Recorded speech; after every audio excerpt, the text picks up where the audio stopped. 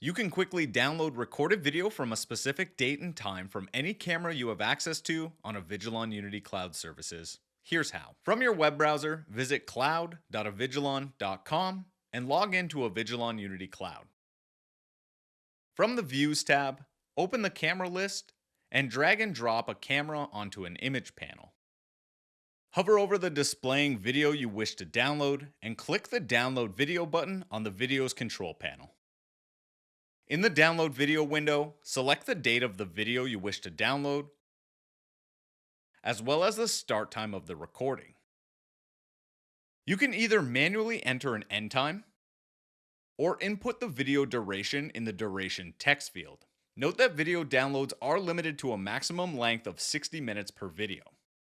Select your desired video quality. Higher quality video will have a longer download time.